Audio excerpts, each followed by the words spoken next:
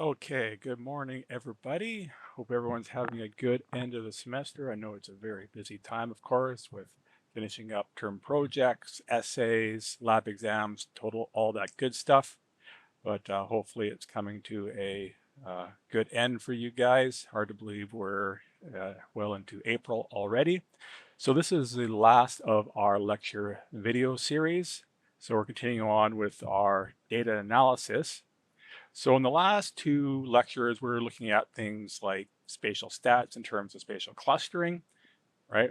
Ways to identify areas where we have like data values next to like data values, the different ways that we can quantify whether we have clustering in our geospatial data set.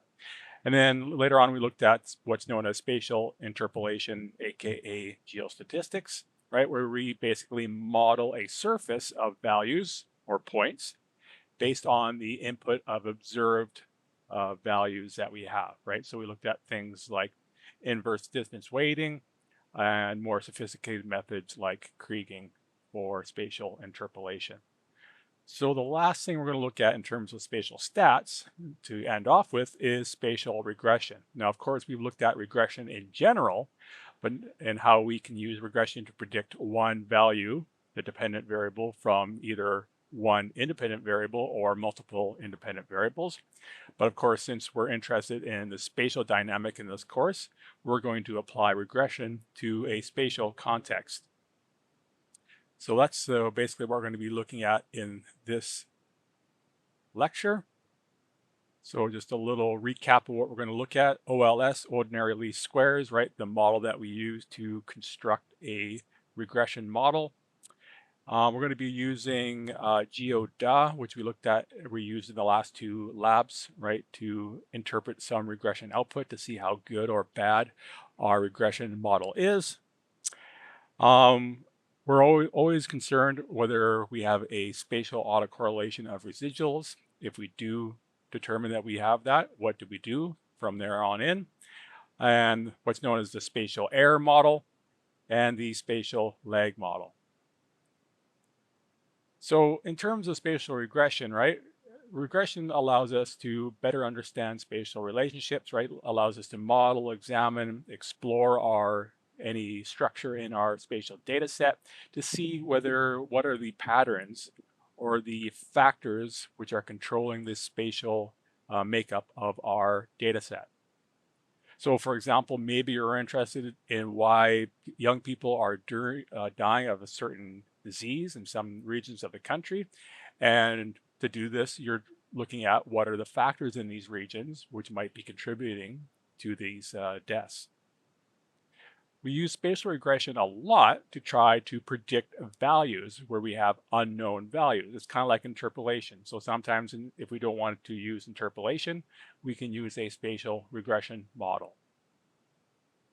Right? So spatial regression, right? For example, maybe you wanted to better understand, right, how college graduation rates are going to affect needs for employment in a certain area, right? So you could construct a spatial regression model to understand that. And like I alluded to before, spatial regression can be used where you do not have a sufficient observations to do a proper interpolation. So regression can be used to predict values where we have no measurements. So for example, imagine you have observations of temperature or rainfall along a mountainside, right? You can see how rainfall varies with elevation. And you can understand or predict what the values of rainfall are going to be in between your observed values by constructing a spatial regression model. So when we have a scarcity of observational data, often we can use a spatial regression model to try to predict what the unknown values are going to be spatially. Right, so spatial regression allows us to, again, understand the spatial structure of our data set, right? Whether we have, clustering or some patterns going on, just helps us better to understand our data. Spatial regression, when we construct a model, also allows us to quantify the degree of uncertainty in our data set, right? How much uncertainty or how much error is there when we construct this regression model? And we can, so in this lecture, we're going to be looking at how we can use regression model to test and validate our prediction algorithms. So as we looked at before, right, here's our basic regression formula where we have a dependent variable here, y, being estimated by various coefficients and input variables, aka covariates. And then at the end there, we have a random error, which describes the uncertainty of how well our regression model predicts. Okay, so for example, imagine we're trying to predict residential burglary rates, right? That's our dependent variable. Our inputs would be our beta 0, which is our y-intercept. And then our inputs are covariates or predictor variables, explanatory variables, which it shows here, are median income, vandalism rates, and household units. So those are the input variables that we're using in this case to try to predict what the dependent variable residential burglary is going to be. So when we construct a regression model, right, from observations, right, we can look at it and visualize our data by constructing a scatter plot. So we can see the best fit ordinary least squared line drawn through our data set right there in the green. But we can see that there's a lot of scatter of our observations away from that regression model, right? So this is basically what the error term is quantifying in our regression model. So we can apply this to a spatial context, right, with the scatter plot on the left.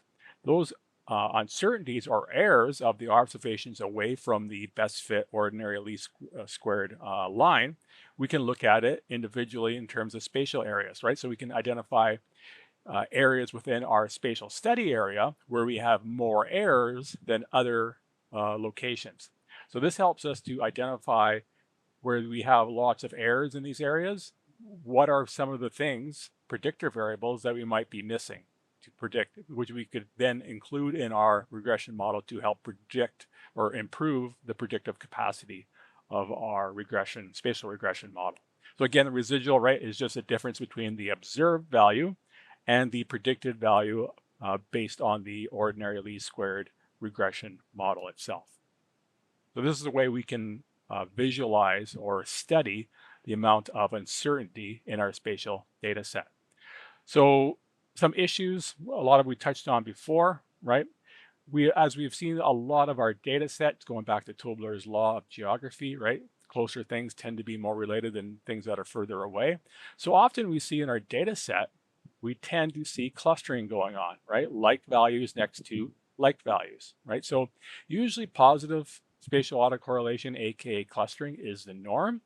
And so this means when we sample from that spatial data, those samples are not independent, okay? So sometimes data sets, right, they're not normally distributed, so we have to do some types of transformations on them so we can apply specific parametric tests for them.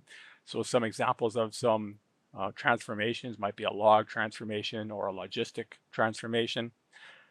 I also keep in mind that the ordinary least squared model, right, the straight line model, is a linear model, straight line, right? So it's not meant to predict or to detect nonlinear spatial organization of samples. So that's where we get a lot of errors in our model. And right, samples are often clustered, right? So often we have to apply some spatial declustering algorithms if we can do that to our data set. So just for example here, imagine that we're trying to take a sample of the population density map. So if the population density was perfectly distributed by county across the United States, right? Whatever size of sample we take, we'd expect to get a relatively accurate or representative idea of population. But of course, we know that's not true. There's a very uneven positive autocorrelation in the spatial population in the United States, right? We have big cities where people, right, lots of people live, so we have lots of clustering. And then we have more rural areas, right? Think like Montana, Nevada, right, where we have large areas where basically nobody is living. So we have a huge amount of spatial autocorrelation. So if we just take a random sample from any location within the United States, it's not going to give us a representative idea of what the population is going to be just based on where we take that sample from. Another example, elevation. If elevation was perfectly distributed across the United States, this is basically what we would see, right? And any sample spatially we take out of that would give us a generally good idea of what the elevation across the entire country is going to be. But just like with population, elevation is very unevenly distributed. We have the Rocky Mountains, we have sea level areas, we have Death Valley, which is actually below sea level. So depending where you take that sample from, it's going to give you a very different ideas of what the elevation across the United States is going to be. So this is how spatial autocorrelation, positive spatial autocorrelation, affects the predictability of regression models. Another issue, which we've talked about quite a bit already, is heteroscedasticity, right? Which basically describes the amount or the changing amount of error across our spatial study area, right? So you can see basically in graph form, we can see the heteroscedasticity based on the increasing variance of the residuals as we increase the value of our data or our data point in our data set. So we can see here higher values in our data set tend to have a larger amount of residual errors compared to lower values. If we had homoscedasticity, right, we would expect or we would see a relatively constant amount of spread of those points away from that best fit line. So in ordinary least squares, right, we're trying to predict the dependent variable based on a number or one covariate, explanatory, or predictive variable. So we often pick these predictive variables based on what we have in our mind in terms of theory, what might be causing a certain change, or based on theory or even just general expertise. So once we choose one or more of our covariates, right, we can compare the model's performances. So we can construct various regression models for the same purpose, right, by including different numbers of covariates in each model and compare the performance of each of those regression models to see which one gives us the best result. So for each model, there are basically 6 tests we can do to see how well our spatial regression model performs. So these are the 6 checks right here provided in this table, right? So basically on the left there, it's what is the check looking for. So check number 1, are the explanatory variables helping my model? And so on the right there, it says how you can do that. Well, you can check the p-value of each of your covariate values to see whether you're going to reject or retain them as a covariate. Second one, are the relationships are what I expected? So we can again look at the sign of the coefficient. If we have a positive value to our coefficient, that means we have a positive relationship between the covariate and the dependent variable. If there's a negative sign in front of it, in front of the variable or the covariate, that means we have an inverse relationship between the covariate and the dependent variable. Third check is, are any of the covariates redundant, right? Can I get rid of one, right? Do they overlap? Is the model biased in any way? 5, have I found all the key explanatory variables, or is there some that I'm missing? And then how well am I explaining the dependent variable? So we're going to go through each of these relatively quickly here. In the context of this research question, and the research question here is that it's asking, is a number of 911 calls in Portland, Oregon, spatially related to population density in this case? So do we tend to get more 911 calls in spatially dense areas, population areas, or is there no relationship at all? So basically here's the spatial data set showing you the locations of the 911 calls through Portland for this particular data set that we're going to analyze. So in Geog, right, we've used regression in JASP, but in terms of doing spatial regression, that's something we can use Geog for. So there's a regression module in Geog. We're not going to be doing it in this course, but we're just going to be looking at it in today's lecture. So once you hit regression, You have a dialog box where you can input the dependent variable. In this case, it's going to be the number of 911 calls. And for our example, we're going to have two covariates. One is going to be population, and the other one is the distance to the urban center, right? So basically the distance to the center of the city of Portland. And in Geog, these are the 6 checks or the outputs that you're going to get for Geog to help you understand how well your spatial regression model is at prediction. So let's go through these. So the first check is looking for the p-value of each covariate to see whether it's a significant predictor or not.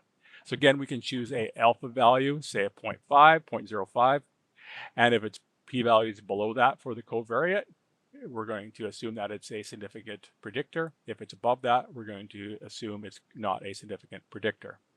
So if we go to our example, we have two covariates in this case. Probability p-value is given right there. We can see that they're both basically 0. So very, very small p-values, meaning that they're both really, really significant predictors of 911 call frequency. Second check, coefficient sign. Is it expected to be negative or positive? So often before we construct the model, we have an idea or a theory about how one covariate is going to relate to the dependent model. So in this case, we have two covariates, population and distance to the urban center. Population, you can see it has a positive coefficient to it, so meaning that as population increases, so too does the number of 911 calls. The distance to the urban center has a negative sign, meaning it's inverse. So as you go further away from the urban center, right, that means you tend to get fewer and fewer 911 calls. So you can already probably see that there might be a problem here in terms of the overlap of these two covariates, right? Because population and distribution to the urban center are probably related. More people usually living in more densely populated urban centers. We'll come back to that later. Third check we're going to do is multicollinearity. So multicollinearity is basically when we detect a strong overlap or correspondence between two or more of the independent variables. So for any regression model, spatial model or no spatial model, we want our covariates, our predictor values, variables, to be as independent as possible. We do not want a lot of overlap between them. So the way we can check for this is something called the variance inflation factor for multicollinearity. So basically it detects redundant variables. Maybe we have a variable or a covariate in there that we do not need. So the VIF, the variance inflation factor, should be lower than 7.5. That's kind of the rule of thumb. If it's lower than 7.5, you're okay in terms of multicollinearity. But if it's greater than that, you probably have a lot of redundancy in your variables. So in our data set, there's where we find it right there. We have a number of basically 5.8, right? So it's below the 7.5 threshold. So there is some multicollinearity, but it's not exceedingly high. Fourth check is called the Geog check. And it's basically a goodness of fit test in regression that we use quite a bit.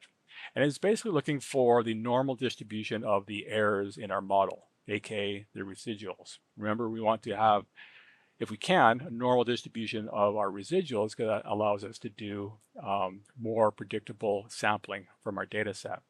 So again, we can do it in terms of a formal stat test. If the p-value is less than 0.05, we have model bias and the regression results are not reliable. And the way the Geog stat is calculated, it's basically calculating both skewness and kurtosis in that formula right there. Right, so there's our Geog right there. It has a value of 7.8. You can see that its probability is 0.02. So it's less than 0.05, our alpha value. So in that case, we would choose to reject and assume that our residuals are not normally distributed. Check number 5, right? R squared and adjusted R squared. Now we've talked about these before. They're the coefficient of determination, R squared, and the adjusted coefficient of determination. So the R squared basically tells us how much of the variance in our dependent variable can be predicted or explained by the independent covariate variables. So R squared is kind of a simple version. And then if we start to add in more than one or two or one covariate, right, we have to look at more of the adjusted R squared, which basically tells us how much of the variation we are predicted, right, as we add more covariates in them. So the adjusted R squared increases when the new term, the new covariate that you add, improves the model more than you would just expect by chance. The adjusted R squared will go down if you just start putting in redundant variables. So let's look at that in terms of our example here. So we have an R squared of 0.618, so about 62% of the variance in the dependent variable is explained by the independent variable. And then we have an adjusted R squared just a little bit lower than that. So a little bit of redundancy, but not too bad. So F-stat, we looked a little bit about the F-stat, right, in terms of ANOVA. So the F-stat is basically the main stat that is used in ANOVA that we looked at in JASP. And the F-stat is basically the ratio of the model of the sum of squares divided by the mean of the residual error. So that basically the larger the F-stat, the better the model and the better that does than just randomly prediction. So the higher the F-stat indicates that we're doing better than the null hypothesis that the population does not influence 911 calls. So let's look at the output here in terms of the F-stat. It also gives us a p-value for the F-stat. So we get a relatively high F-stat, 68, and a probability that's very low. So this indicates to us that there's a high correlation between our input variables, our covariates, and our dependent variable. Couple checks that we can also do, something called the log likelihood, right? Basically another way to measure the goodness fit for a model. Higher value is better. Usually it's a negative value, but less negative value is better. And then something called the Schwartz criterion, which compares the different efficiencies or the ability of different models, right, with different combinations of covariance to predict outcome. In terms of a Schwartz criterion, lower values are better. So in the output in Geog, those are those two values right there. So the log likelihood minus 372, Schwartz criterion 758. So like I said before, often we can compare the performance of different models with different variables within them. And we can do this comparison by looking at what's known as the Akeki Information Criteria, AICC. So it measures the relative performance of different models. So generally models with lower AICs, right, are considered better. So the AICC is basically calculated using this formula here, where N is the sample size, K is the number of parameters or covariates used in the model, and L is just a likelihood function. So for an example, imagine that we get the AIC values of two different or three different models, which are 100, 102, 110. We can compute the relative efficiencies of those different models, right? So if we compare the AIC value of 100 versus 102, basically the 100 value is 0.368 times as probable, or sorry, the 102 is about 0.37 times as probable as predicting the compared to the first model. So again, the AIC is basically comparing how well different combinations of models with different covariates do in the prediction. So there's the Akeki information criteria right there. So the last one here is detecting spatial autocorrelation in our spatial data set. So we can look at a couple things. First thing is looking at the Bruch-Pagan, right? Again, it's looking at heteroscedasticity, right? So our null hypothesis is that our residuals or errors do not vary across the magnitudes of our data set. If we reject that null hypothesis, we're going to assume that heteroscedasticity is present in our data set. And then another test is called the Conker-Bassett test, which basically looks at the value of our coefficients, right? The number that we multiply by in each of our coefficients to see if it varies spatially across our data set, right? So remember, we have a negative coefficient for distance to urban center, right? The Conker-Bassett test would see how much that coefficient varies across our study area. Right, so those are those two outputs right there. We can see that they both have very low p-value probabilities, meaning that we would likely reject the null hypothesis. In this case being that, yes, we do have heteroscedasticity and that our coefficient values do vary with space. They're not randomly distributed. So keep in mind that spatial autocorrelation is expressed in three variable types, right? Our explanatory variables, our inputs, our dependent variables, and our error. So how can we assess the amount of error or spatial autocorrelation in our error values? Well, we can actually just run a autocorrelation in Geog like we do with regular spatial data, but this time we're just analyzing the errors or residuals. So we can do a global Moran's I. If we have no autocorrelation in the errors in our data set, we're going to get a Moran's I, which has a slope which is close to 0, right? We can also, again, just like we've done before in the lab, look at the pseudo p-value. And if we do see that we have spatial autocorrelation in our errors, we have some options. We can just, ignore it, spatial autocorrelation, and go ahead. We don't care. We can go back to the drawing board and modify, tinker with our regression output to see how that changes the spatial autocorrelation of our errors. And we can permit, if we want, right, if we do have the variance in our coefficients, we can just, again, allow them to go ahead and vary spatially. So again, right, so we can input the residuals into the regression model in Geog, right? So there's our predicted value and our residual value. So we're inputting the ordinary least squared predicted versus residual values to see if we have any spatial autocorrelation, and here's the result. So there's our ordinary least squared residual, and then there's the lag value, right? Because we're looking at the next value or the value next to it to see if we have any spatial association going on. So you can see that we get a Moran's I of 0.233, indicating that we do have some spatial autocorrelation, positive clustering going on in terms of our residuals. Again, we can run the pseudo p-values. And in this case, we get a p-value, pseudo p-value of 0.001, indicating that the chance that our residuals have this autocorrelation just randomly is pretty minute. So it looks like we do definitely have some clustering going on in our residual values.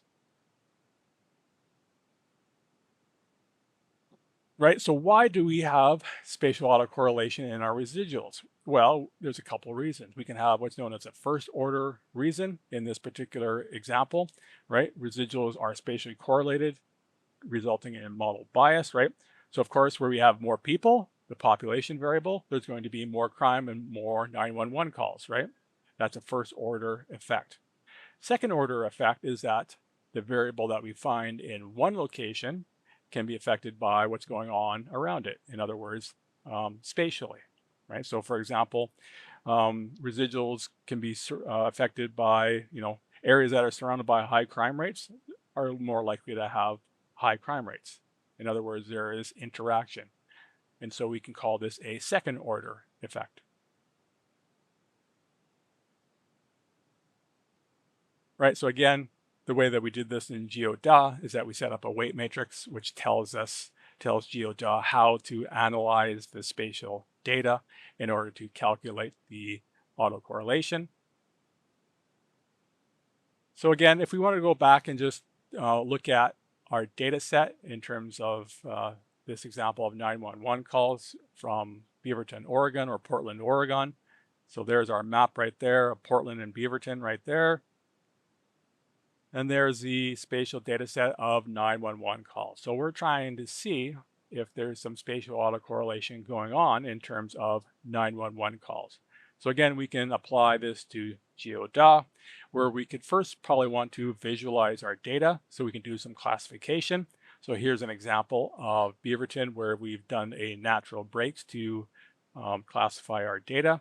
So we can see the number of calls going from very low areas in the light colors to very high 911 call densities in the dark areas, right? So there's a high value right there. So we can see some clustering going on. A little bit of clustering going on there as well on the high end values, and a little bit of clustering in terms of low numbers of 911 calls. So another thing we can do in terms of visualizing classification of our data is that we can do a standard deviation in terms of calls, right? So basically the same thing as natural breaks, but it's using a standard deviation to construct the classes itself.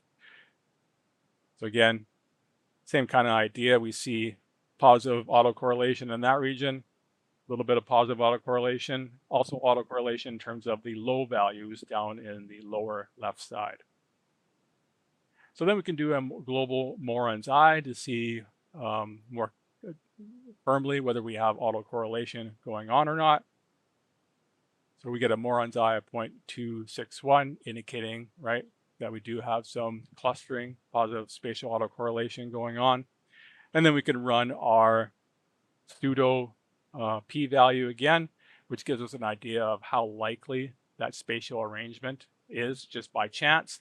So we get a pseudo p-value here of 0.002, meaning that there's 0.2% chance that the spatial clustering that we're seeing was just due to chance. So more likely than not, we would conclude that we have some pretty significant spatial autocorrelation clustering going on in this data set. So we can see how far outside our observed value is outside the pseudo p. And then we can start doing more detailed analysis, right? So we can do a localized, right, autocorrelation, Moran's eye.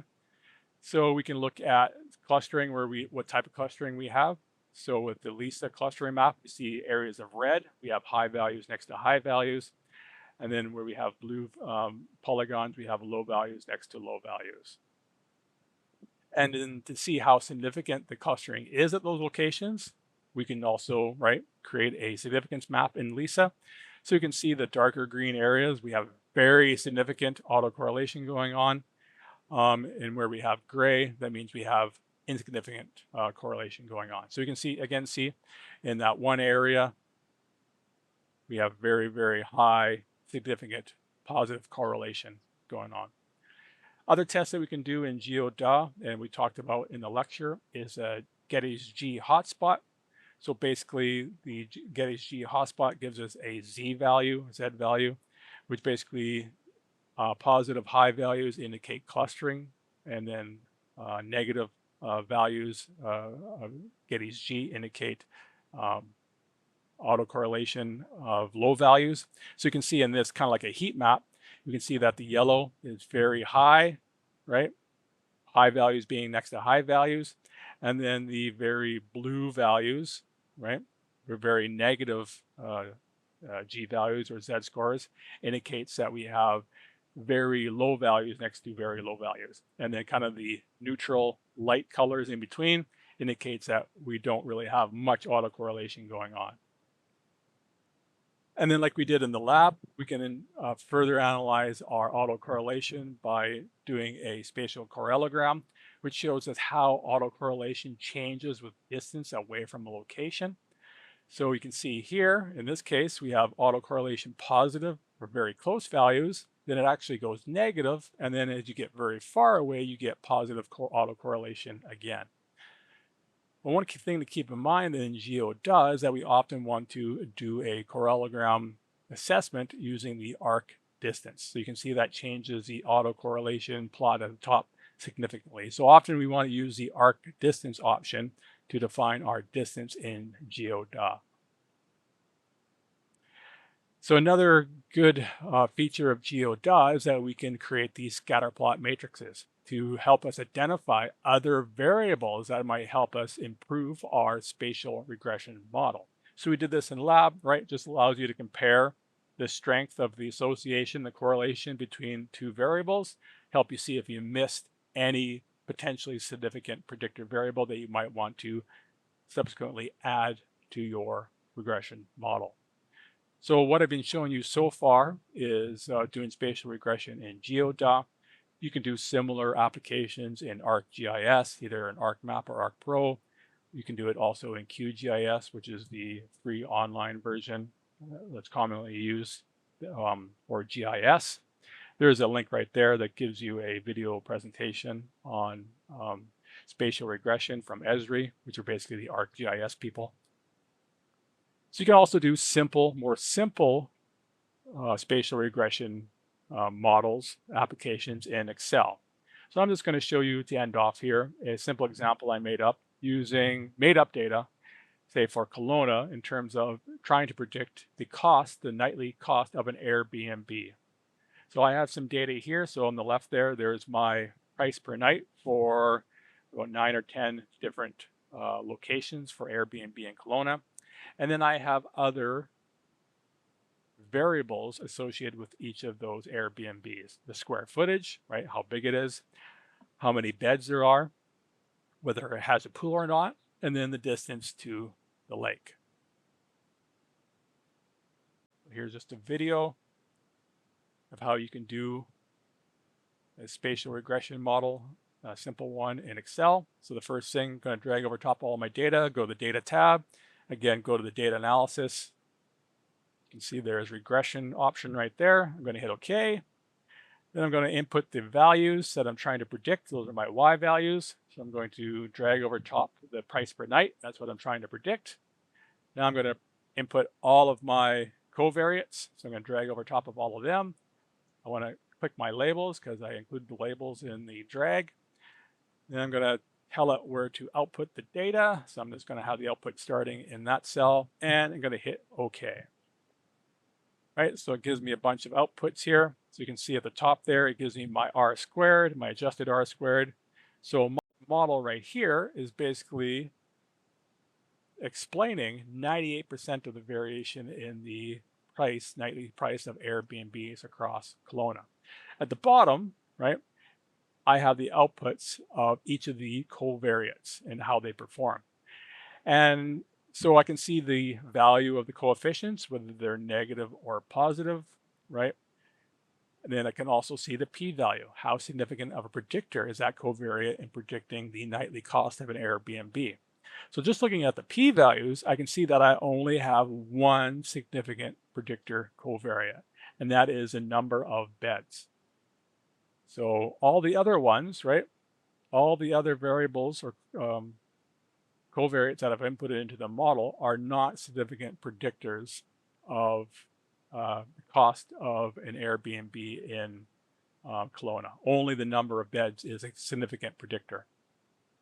Say if I wanted to, even though a lot of those variables, covariants are not significant, say I wanted to include them all in my regression model to predict Airbnb price. So the way I could do that, right, my dependent variable is going to be the price per night, and that's going to be a function, right, the f of those four variables. So the square footage, the number of beds in the Airbnb, whether it has a pool or not, and the distance to the lake. So I'm going to include all of those in my regression model, and I'm going to use now the regression model using all those covariates. Again, not all of them are significant, most of them aren't, but just for the sake of an example, we're going to use them all. So imagine I want to use this regression model to predict the cost of a Airbnb in Kelowna that has 1,700 square feet, has 3 bedrooms, has no pool, and is located 2.5 kilometers from the lake. Right? So basically the way I can do it, right, I'm going to use all those coefficients, right, in the first column of my output table right there. And I'm going to populate a regression model. Right, so for square footage, I'm going to input 1,700. For the number of beds, I'm going to input 3. For pool, I'm going to input 0, which indicates no pool. And then distance to the lake, I'm going to input 2.5 kilometers. So basically, in the example in Excel itself, right, I can input the coefficients and the variables, right? I'm going to input there. And that gives me a result, right?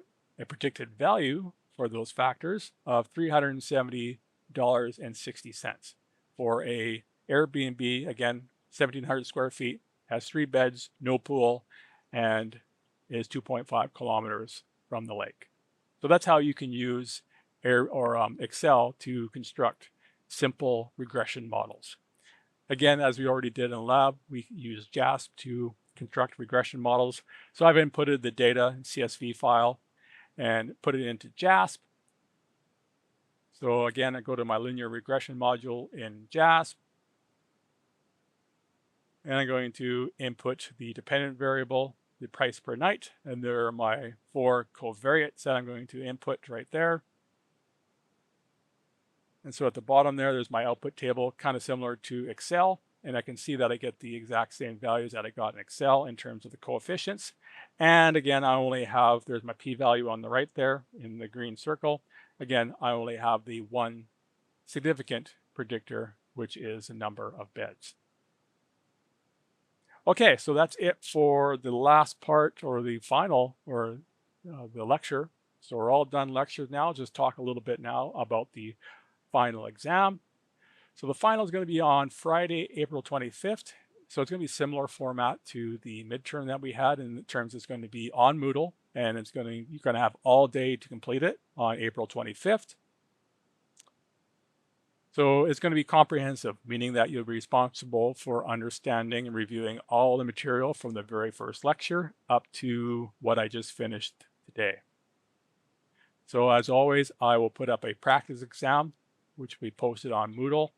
We'll give you an idea of the type of concepts, exercises, things that you'll have to calculate for the real exam. So keep in mind, right, we don't have a lab final exam in this class, but you might be able to require to use JASP or Geog or Excel, right, for the exam. So do not get rid of those applications just yet. You probably will need them for the final exam. All right, so as always, if you have any questions, right, looks like we got our labs wrapped up.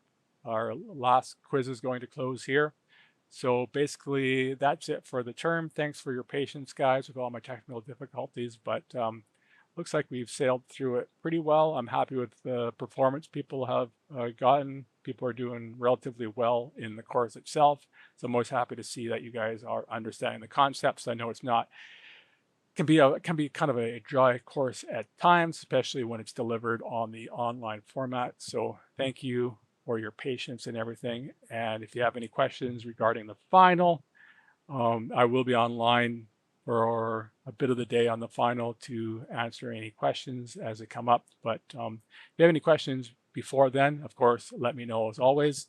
And if I don't hear from you, have a great rest of your term and spring.